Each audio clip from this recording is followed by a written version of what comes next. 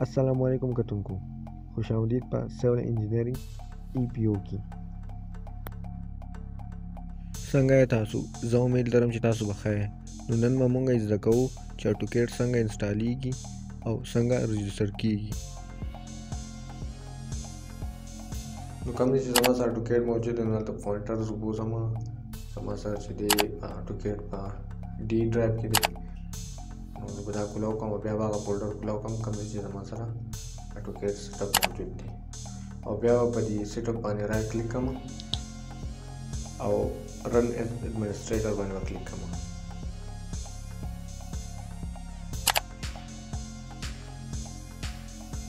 دینه بعد موږ ته بل وینډو کولاو شي نو دا موږ ته شو کوي چې کوم د AutoCAD په ایکسټریکټ کیږي نو بای ډیفالت دا بس کې ایکسټریکټ کیږي دینه علاوه کوم چې غواړو چې بل ډرایو ته ایکسټریکټ کول غواړو نو براوز بٹن کلیک کو او دلته موږ پات سلیکټ کو مطلب هغه ځای چې کوم موږ ایکسټریکټ کول غواړو مثال کې تور باندې زه دا لاندې فولډر سلیکټ کوم او بیا به زه اوکې کوم خو دلته موږ ته ضروري نه دی نو زه به یې کینسل کوم دلته دا AutoCAD اوس په سیټه ایکسټریکټ کیږي موږ اوس مای کمپیوټر کولاوم دې نه بعد سی ډرایو کولاوم نو دلته زموږ سره د AutoCAD فولډر موجود نشته دی نو ایډجسټمنټ وکړو چې موږ ته شو شي دلته چې ما کله به انسټال باندې کلیک کو دلته موږ سره AutoCAD فولډر راځي مطلب دا چې دلته فات ته موږ سلیکټ کړی نو په دې وجه موږ سره AutoCAD دلته ایکسټریکټ کیږي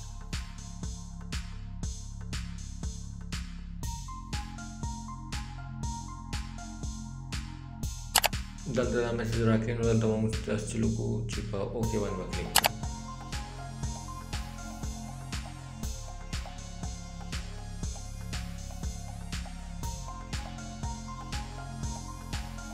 دلته موږ ته یو بل وینډو کولاو شو دلته موږ په نیکسټ باندې کلیک کوو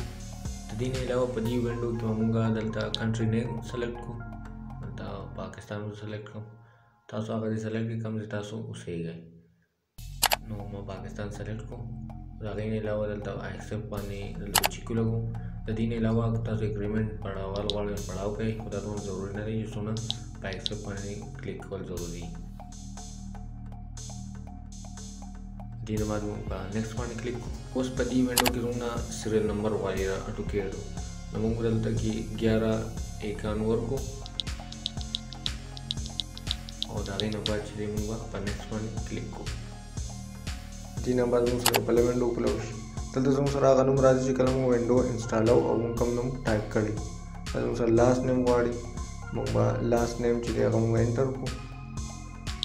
نو د دې نه علاوه دلته زموږ سره ډیلر نیم غواړي او ډیلر فون نمبر غواړي دلته موږ سمپل 00 ټایپ کو او د هغې نه بعد موږ چل کو د هغې نه بعد موږ په نیکسټ کلیک کو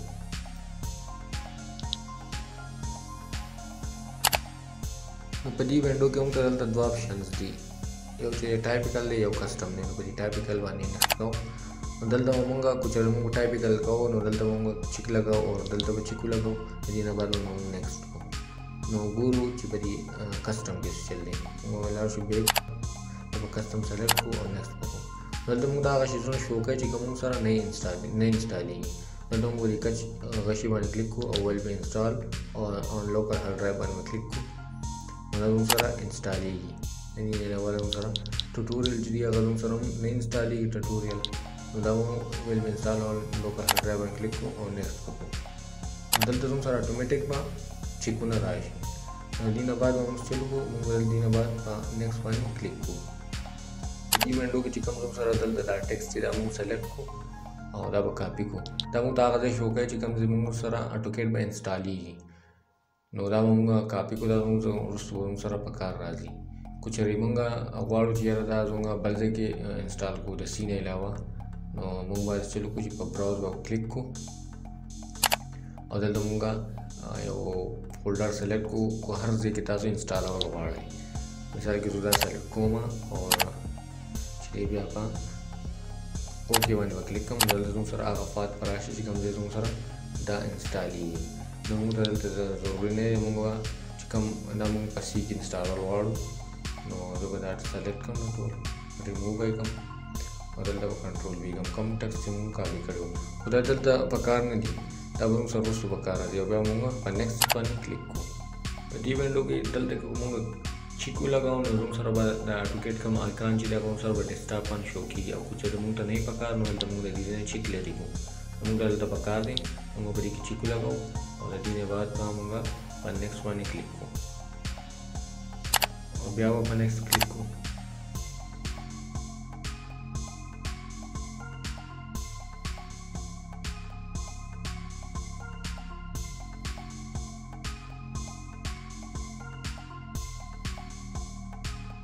په دې وینډو کې چې موږ په دې کې چیک ولګوو نو موږ سره چې کوم هیلپ دی هغه موږ سره کولاو شي. دلته موږ ته ضرورت نشته، زه به دا ان چیک کوم او فینش باندې به کلیک کوم. دلته سیستم مال میسج راغو چې ما ریسټارټ کړه خو زه یې لا نه ریسټارټ کوم نو باندې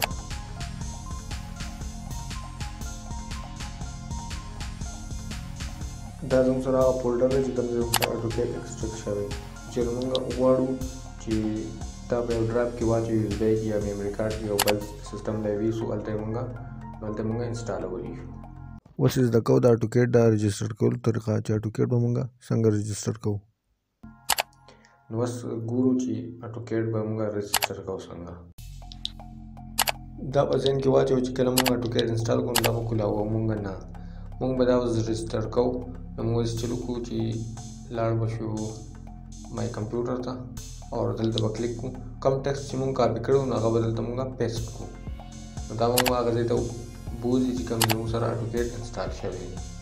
دلته ما پیسټ کوو په دې مې کلیک کوو. نو دا زموږ سره هغه ځای دی چې کوم زموږ سره اټوکیټ فایلونه کاپي شوي دي انسټال شوی دی دلته. نو د دې نه علاوه موږ اوس لاړ شو د اټوکیټ هغې فولډر ته کوم چې زموږ سره د اټوکیټ کریټ راته دي کریټ فولډر دی. دا زموږ دا کریټ فولډر وکلاو دا ټول فایل به زه سلیکټ کوم او دا به زه کاپي کوم. د دې نه علاوه دا به زه کوم ځای چې دا اټوکیټ انسټال شوی فایل کاپي شوي دي دلته به زه کنټرول وي کوم مطلب دلته به زه هغه فایل چې ما کاپي کول هغه دلته به زه پیسټ کوم. دې کې به زه چیک ولګوم او کاپي اینډ ریپلیس باندې به زه کلیک کوم. نو بعد به کنټینیو دا به زموږ سره کاپي شي. نو مطلب دا چې دا اټوکیټ موږ استعمالولی شو. اوس ګورو موږ چې اټوکیټ موږ کولاو کړو نو اټوکیټ ایڈمنسټریټر باندې کلیک کوم او د دې علاوه رن پروګرام